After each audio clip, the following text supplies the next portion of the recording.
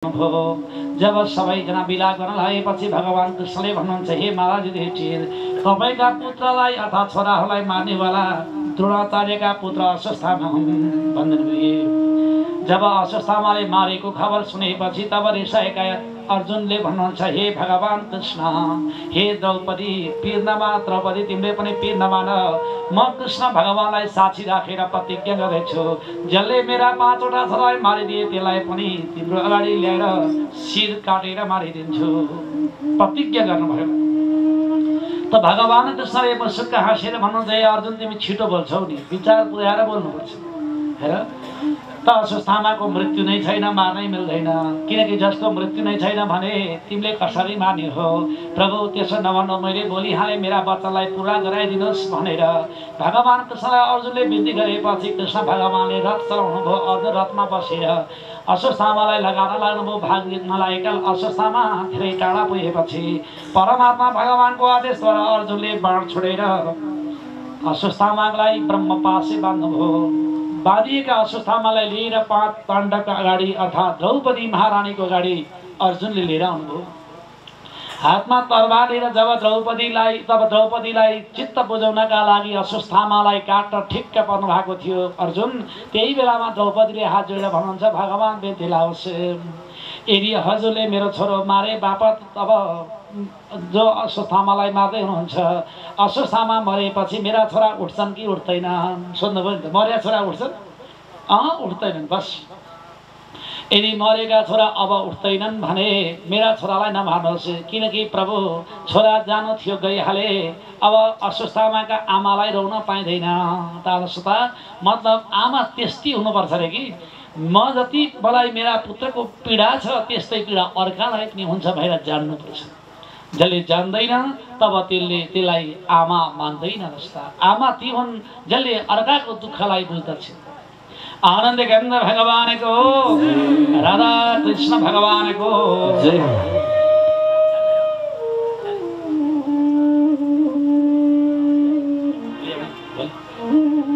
घाम लाग्यो कि है?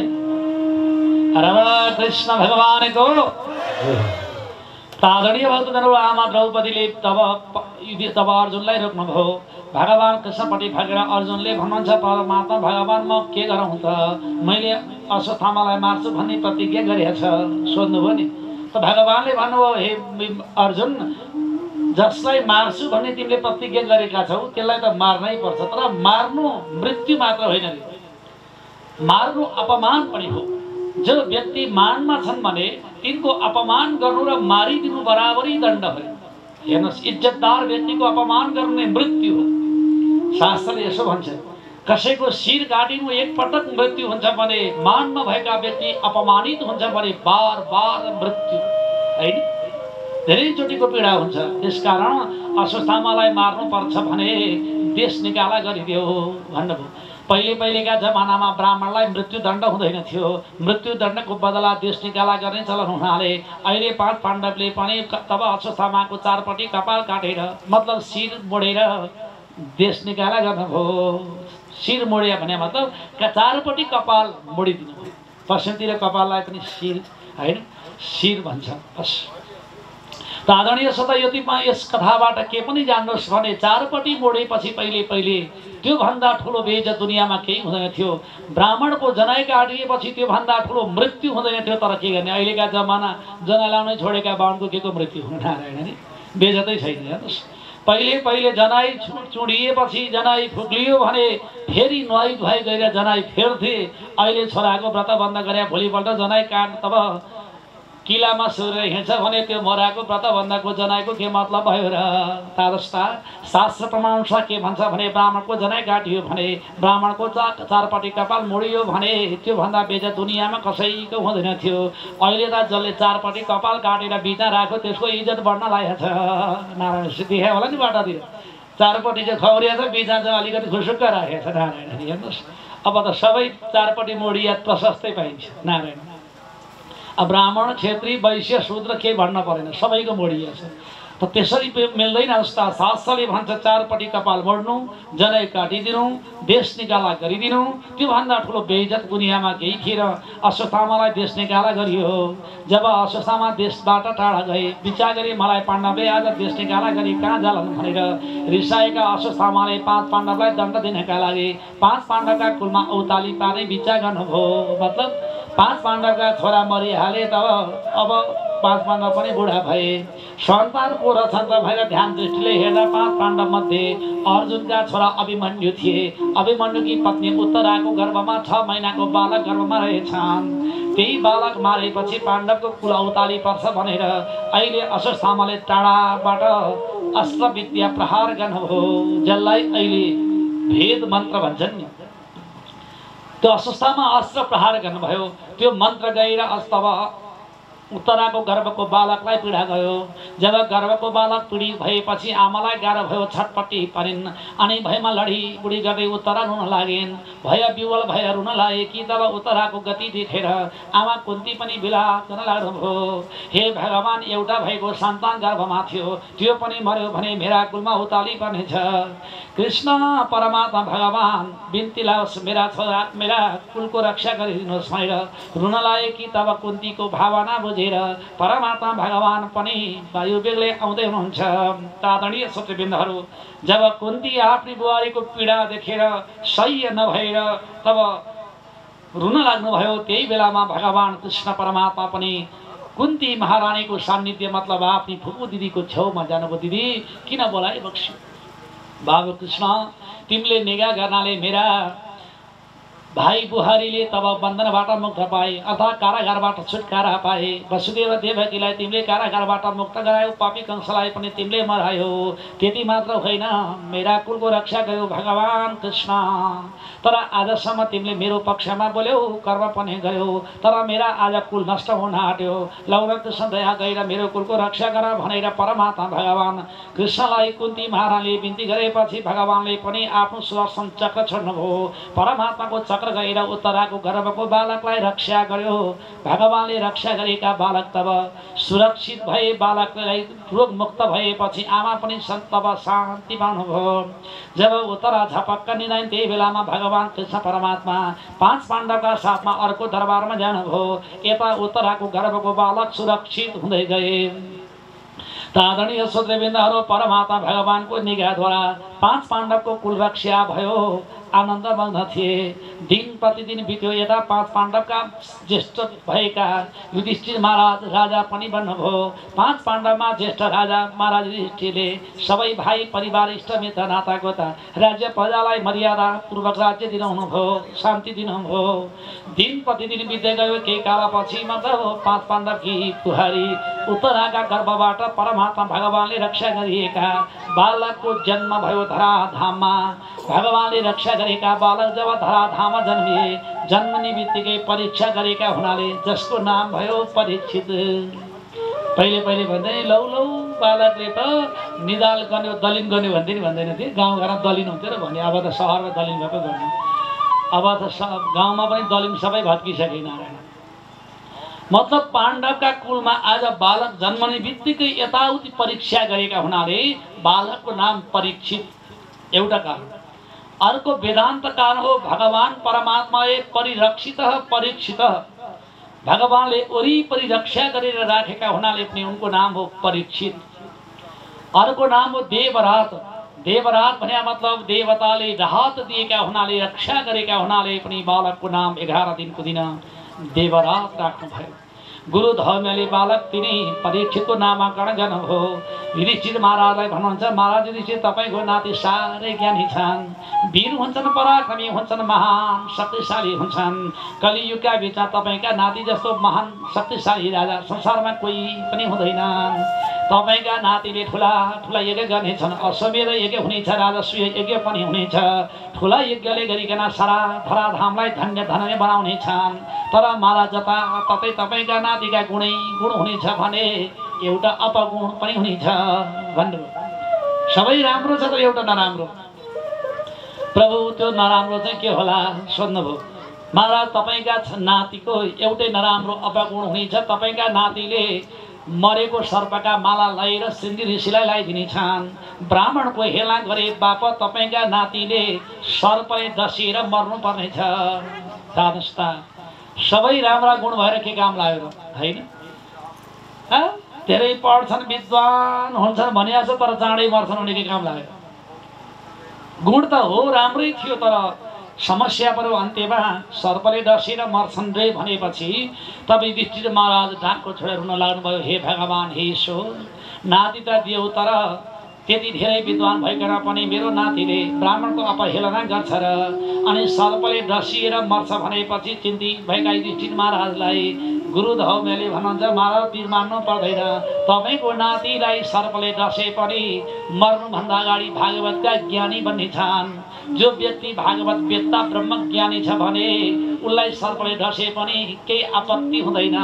त कारण आदस्ता मैले हिजै तपाईँहरूलाई बताएको थिएँ नि, जो व्यक्तिको ज्ञान प्राप्ति छ र ब्रह्म ज्ञानी छ भने उसलाई मरेपछिको कुनै मुक्ति र स्वर्गको आशा हुँदैन। स्वर्ग र मुक्तिको आशा त जगतका बीचमा रहनेवाला संसारिक मायामा डुबेकालाई मात्रै हो। ब्रह्म ज्ञानीले संसारबाट मुक्त जीवन मुक्त भएका व्यक्तिलाई के स्वर्ग के नरक के पृथ्वी आदस्ता संसारमा उसका लागि कहीँ पनि दुःख छैन। छ त विचार गर्नुहोस् त, जसले शरीरलाई र आत्मालाई जानिसकेका छन् र शरीरभन्दा भिन्दै भइसकेका बस जो आत्मा छ उसलाई संसारिक दुःखले के पीडा दिन्छ? जसलाई शरीरमा मोहित छ उसलाई मात्र संसारिक दुःख हुने हो। तपाईँका नाति परीक्षित राजा ब्रह्मज्ञानी बन्ने छन्, भागवतका वेत्ता हुने छन्, यिनलाई कतै पनि मृत्युको भय हुँदैन।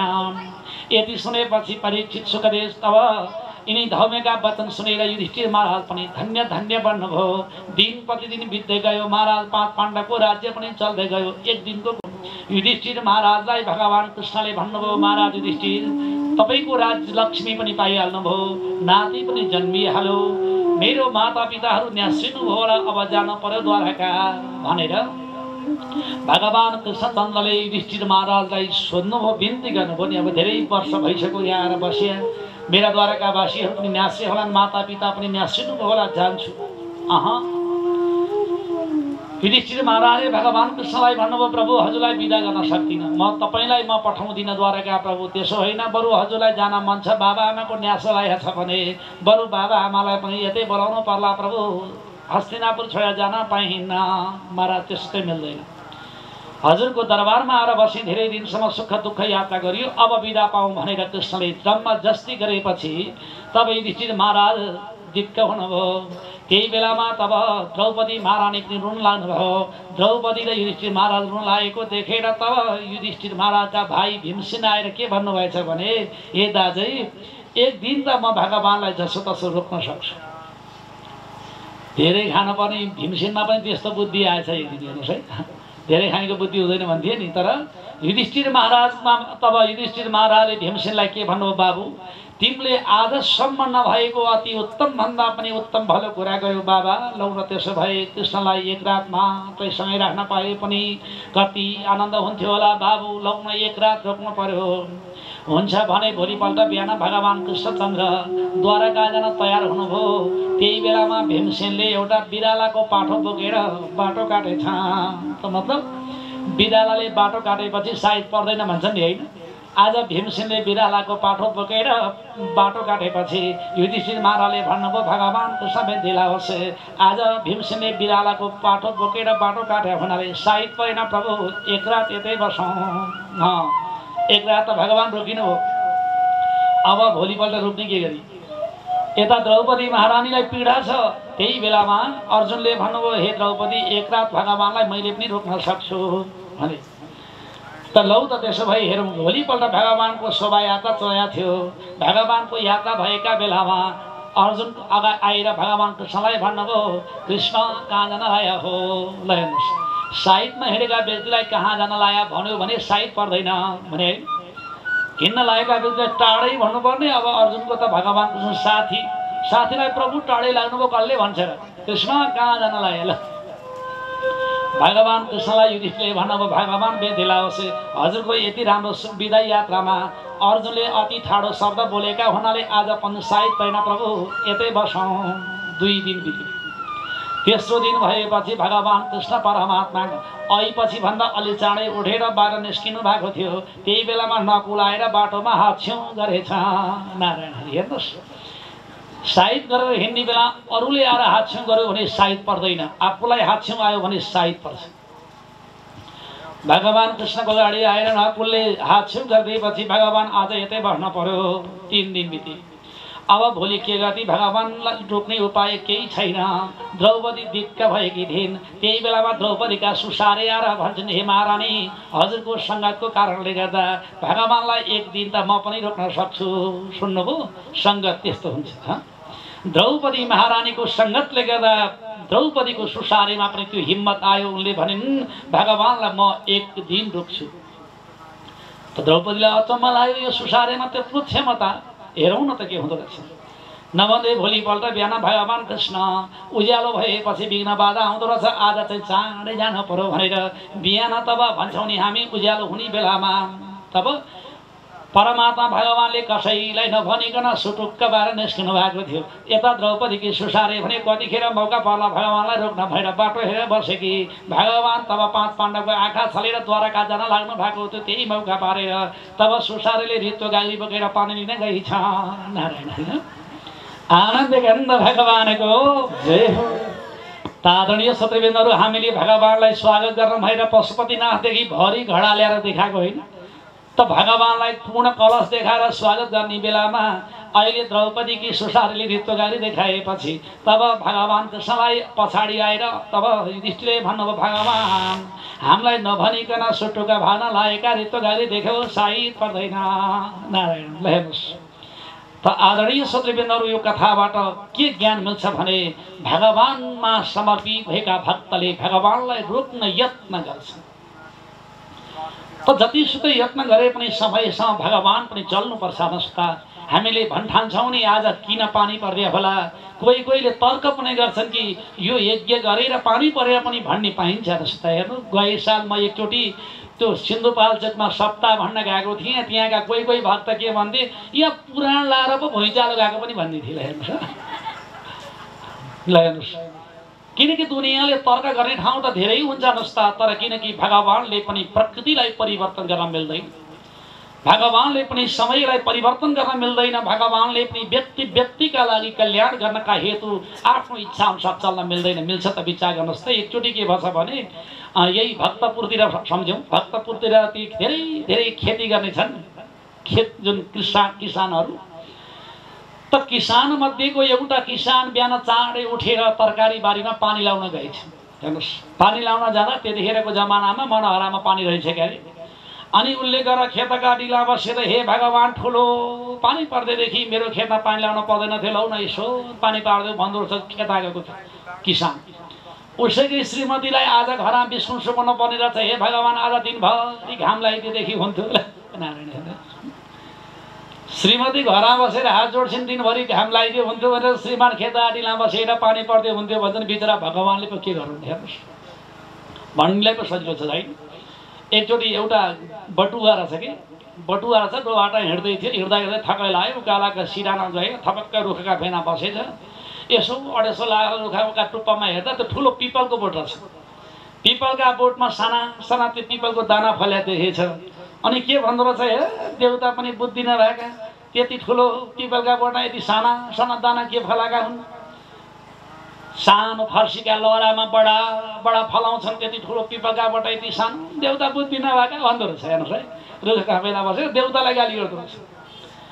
अनि त्यही बेलामा एउटा पिपलको दानो माथिबाट झरेर सुई आएर त्यो अडेसो लाएर बसेर प्लक्क निधारा लागेछ नि। माथिबाट आएपछि त दुख्यो नि, दुखेन। हे भगवान, ठिक गरेछौ, तिमीले फर्सी फलाएको भए टाउको जाने थियो भन्दो रहेछ। सुन्नुभयो, अहिले मात्रै देउता नजान्ने बुद्धि नभएका त्यत्रो पिपलका बोटा त्यति सानो फलाएको भनेर गाली गर्थ्यो। एउटा दाना लिएर टाउका लागेपछि के भन्दो रहेछ, भगवान, तिमीले फर्सी फलाएको भए मेरो टाउको जाने थियो होइन, पिपलका बोटा बढै फलाइदियो भने त जाँदैन थियो। हो भनिया मतलब यो कि भगवानले जगत कल्याण गर्नका लागि उनको इच्छा र नीति अनुसार चलाएका छन्। जस्ता भन्नेलाई सजिलो छ नि, यसो भइदिया भन्थ्यो हुन्थ्यो, त्यसो भइदिया भए हुन्थ्यो होइन। हामी पनि मनमा पीर मान्छौँ कहिलेकाहीँ, हे भगवान पानी नआइदिए भयो हुन्थ्यो। हेर्नुहोस्, तर हामीले जतिसुकै बिन्ती गरे पनि, पुकारा गरे पनि भगवानको इच्छालाई कसैले परिवर्तन गर्न सक्दैन। हेर्नु, द्रौपदी महारानीले जति यत्न गरे पनि भगवान 4 दिन त रोकिनुभयो, अब 5औं दिन रोकिनेवाला हुनुहुन्न। 5औं दिन भएपछि भगवानले विचार गर्नुभयो, उज्यालो भयो बिना बाधा मात्र आउने भयो, आज राति नै जानु पर्यो। सबै सुकाला गरी मौका पार्नुभयो, भगवान पनि द्वारकामा सवारी।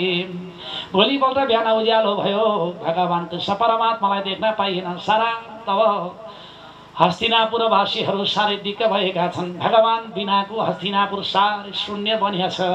5 पाण्डवहरूको पनि मन अँध्यारो बनिएछ। तर उतापट्टि भने सारा द्वारकावासीहरू दङ्ग परे। आज भगवान धेरै महिनामा फर्केर आउनुभयो। द्वारकाका बाटोमा तब पूर्ण कलश राखिएछ, स्वागत गरिएछ, द्वारमा पूजा गरिएछ। त्यति मात्र हो र ठाउँ ठाउँमा भगवानका लागि स्वागतका ब्यानरहरू पनि टाँगिएका छन्। अनि धारा पनेरा पाटी पौवा मठ मन्दिरहरू सजाइएछ। तब सारा द्वारकावासीहरूले झ्यालमा बरन्टामा अटालीमा बसेर भगवानलाई स्वागत गर्दैछन्। फुल्ला अबिरहरू वृष्टि गरेर भगवानको जयकार गर्दैछन्। कृष्णचन्द्र भगवानको जय हो। त यो कथाले हामीले के ज्ञान पाउँछौँ भने संसारमा आदर्शता यो ब्रह्माण्ड यस्तो छ कि सबै ठाउँमा एकनाथको दुःख सुख छैन छ त। कहीँ हाहाकार कोलाहल छ भने कहीँ कति आनन्द। यो संसारको नीति हो। उता हस्तिनापुरमा शून्य भयो, द्वारकामा आनन्द।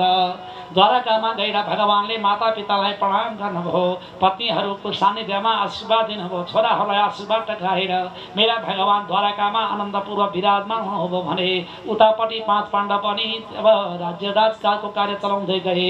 एक दिन महाराज युधिष्ठिरलाई ठुलो यज्ञ गर्न मन लाग्यो, जुन यज्ञको नाम थियो अश्वमेध यज्ञ।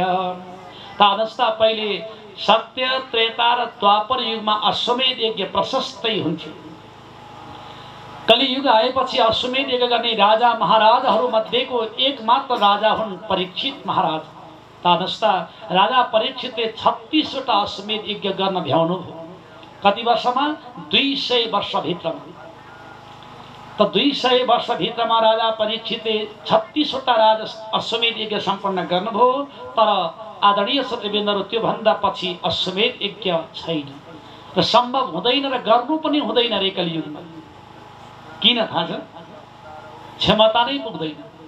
एउटा अश्वमेध यज्ञमा प्रधान आचार्यलाई दक्षिणा मात्रै 9 करोड सुनको असर्फी दिनु भन्ने नीतिमा प्रमाणित छ। मेरा बा 1 करोड सुनका असर्फी भई यस्ता यज्ञ 50 वटा सकिन्थ्यो नारायण। अब 9 करोड सुनका असर्फी, त्यो पनि एउटा आचार्यलाई। यज्ञमा आचार्य कतिवटा हुन्छन्? 4 वटा साधारण आचार्य हुन्छन्, एउटा प्रधान आचार्य हुन्छन्, मुख्य आचार्य मात्रै 5 जना हुन्थ्यो। त्यही आदरणीय श्रोतृवृन्दहरू, यस कारणले गरिकन यो कलियुगमा कसैको क्षमता छैन र फेरि चक्रवर्ती नभएसम्म राजस्व यज्ञ गर्न पनि पाइँदैन, अश्वमेध यज्ञ गर्न पनि पाइँदैन। अश्वमेध यज्ञको अर्थ यो कि सूर्यनारायणको किरण, जो सूर्यनारायणको अगाडिपट्टि छेप्नेवाला विकिरणलाई नष्ट गर्ने यज्ञको नाम नै अश्वमेध यज्ञ हो। राजा महाराज परीक्षितका पालामा गर्नुहुन्थ्यो। त्यस्तै परि तब युधिष्ठिर महाराजले पनि त्यतिखेर राजकालको सुख समय सुविधा, नाति पनि जन्मे, अब भगवानको निगाह पनि भयो, यज्ञ गर्न पर्यो भनेर युधिष्ठिर महाराजले पनि ठुला ठुला अश्वमेध यज्ञ गर्दै जानुभयो। अहिलेको हस्तिनापुर भनेको पहिले, तब अहिलेको नयाँ दिल्ली भनेको पहिलेको हस्तिनापुर सहर हो। नयाँ दिल्लीदेखि लिएर प्रयागघाटसम्म राजा युधिष्ठिरले पनि धेरैवटा अश्वमेध यज्ञ पुरा गर्नुभयो। यज्ञ सम्पन्न भयो। भगवानलाई बिदा गर्न अर्जुन आफै जानुभयो। भगवान कृष्ण द्वारकामा गएपछि यता महाराज युधिष्ठिरको राज्यमा अनेकौं प्रकारका विघ्न बाधाहरू आए। मान्नुहोस् कि राजा युधिष्ठिरको राज्यमा कस्तो भएछ भने गाईले बाछी जन्माइन् तर दुध दिन छाडिछन्। गाईले बाछो जन्माउने, दुध नदिने। अनि घर घरमा पति पत्नीको द्वन्द्व हुन लाग्यो, घर घरमा कलह हुन लाग्यो। मान्नुहोस् कि जब राजा राज्यमा श्रीमान श्रीमतीको जसको घरमा झगडा हुन्छ भने त्यो घरमा अलक्षिणीले बास गर्दछन्। घर घरमा अलक्षिणी आयो, कोलाहल भयो, द्वन्द्व भयो, माता पितालाई घरबाट निकाल्न लागे छोरा बुहारीले। त्यति मात्र हो र तब धनी सम्पन्नशाली व्यक्तिहरू आफ्ना घरमा बाबुआमाको स्याहार सुसार नगर्ने अनि अर्काका बाबुआमा पाल्न भनेर आश्रमहरू निर्माण गर्ने प्रशस्तै भएछन्। कस्तो भने अहिलेकै जस्तो। नारायण हरि। हेर्नुहोस् न, अठोट गर्नुहोस्। घरमा बाउआमा पाल्न सक्दैन, सेवा सुविधा केही दिन सक्दैन, अनि अर्कालाई देखाउनका लागि दान दिने प्रशस्तै हुन लागे। तब मठ मन्दिरहरू आफै भत्किन लागे। मन्दिरका छाना छानामा आएर गिद्धहरू बस्न लागे। जताततै कोलाहल भएपछि युधिष्ठिर महाराजलाई साह्रै दिक्क लाग्यो। हरे भगवान, अब के हुन आँट्यो, के हुने होला? मेरो राज्यमा किन विघ्न बाधा आयो? यति मात्र हो र? दिउँसै आएर स्यालहरू दरबारमा कराउने, कुकुरहरू रुन लागे, कौवाहरूले विपरीत आवाज कराउन लागे, गिद्धहरू आएर दरबारको छानामा बस्न लागे। यस्ता अब सकुन भएपछि युधिष्ठिर महाराज चिन्ताग्रस्त हुनुभयो। अब के पो हुने हो भनेर दिक्क भएका युधिष्ठिर महाराजका सान्निध्यमा केही दिनपछि अर्जुन रुँदै रुँदै आउनुभएछ। जब रुँदै आएका अर्जुनलाई देखेर युधिष्ठिर महाराजले सोध्नुभयो, मेरा बाबु के भयो बाबा, किन रोएका? तब अर्जुन रोइ मात्र रहन्छन्, केही पनि भन्दैन। धेरै पटक रोइरहेका अर्जुनलाई युधिष्ठिरले झरक्क झकेर भन्नुभयो, बाबु के भयो, किन रोएका? भन्ने भए भनिहाल, होइन भने भनेर झरक्क झर्केपछि अर्जुनले रुँदै भन्नुहुन्छ, हे महाराज, के बताउँ हजुरलाई, बताउन साध्य छैन। जसले यो संसार महाराज काज दिलाए, जसले दुःख रूपी सागरबाट भव सागरबाट उद्धार गरे, दुःखबाट सुखमा पुर्याए, यस्ता दयाको सागर ब्रह्माण्डका मालिक मेरो भगवान कृष्णले धराधाम छोडेर परमधाम जानुभयो भनेर यसरी अर्जुनले रुँदै भनेपछि युधिष्ठिर महाराज भक्क भैमा लड्नुभयो। धेरै बेर विचेत भएका युधिष्ठिर तब रुँदै केही बेरपछि उठ्नुभयो। रुँदै रुँदै भन्नुहुन्छ, हे बाबु अर्जुन, अब भगवान कृष्ण बिनाको राज्यमा किन बस्नु पर्यो र? अब हामी पनि जाने भनेर युधिष्ठिर महाराजले अन्त्य बेलामा शत्रुबिन्दहरू राजलक्ष्मी परीक्षित राजालाई अर्थात् राजकुमार परीक्षितलाई राज्य टक्राएर 5 पाण्डवहरू परमधाम जाने संकल्प गर्नुभयो। जाने बेलामा 5 पाण्डवहरूले अन्तिममा गएर जहाँ यज्ञ गरेका थिए त्यो यज्ञको नाम हो स्वर्गद्वारी। जहाँ स्वर्गद्वारी महाप्रभुले तपस्या गर्नुभयो त्यही ठाउँमा गएर पाण्डवहरूले यज्ञ गरेका हुनाले जसको नाम हो स्वर्गद्वारी भनिन्छ। जस्ता स्वर्ग जाने ढोका, स्वर्ग जाने द्वार भएको हुनाले त्यस ठाउँलाई स्वर्गद्वारी भन्यो। 5 पाण्डवले गएर अन्तिम यज्ञ गर्नुभयो अनि अन्तिम यज्ञ गरिसके पश्चात 5 पाण्डवहरू परमधाम जाने बेलामा सल्लाह गर्नुभयो। अब कोही पनि व्यक्तिले परमधाम जाने बेलामा संसारको विषयमा केही चिन्ता नगर्नु है, केही नसम्झनु, सबैले भगवानको नाम मात्र चिन्तन गर्नु, राज्य लक्ष्मी धन सम्पत्तिको कुनै आशा नगर्नु, भगवानको नाम जप्दै जाउँ भनेर 5 पाण्डवहरू अहिले परमात्माको नाम जप्दै जप्दै परमधाम जाँदैछ। आदरणीय श्रोतृवृन्दहरू, शास्त्रले के भन्छ भने अन्त्य बेलामा शरीर छोड्ने बेलामा जसको नाम जप्यो त्यही हुनुपर्छ। त्यस कारणले कसैले पनि अन्त्य बेलामा भगवानको नाम मात्र जप्नु।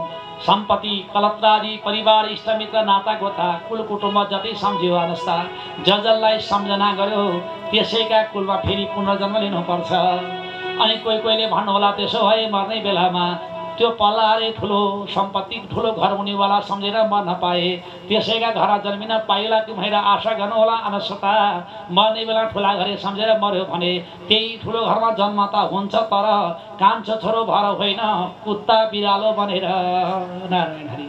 थाहा छ नि तपाईँहरूलाई अहिले कतिपयले दुनियाँले कुकुरलाई पालन पोषण गरेका छन्। पल्लाहारे आयो भने भित्र जान पनि दिँदैन, तर कुकुरलाई ल्याएर आफ्ना सोफामा राखेका छन्। किन राखेका थाहा छ?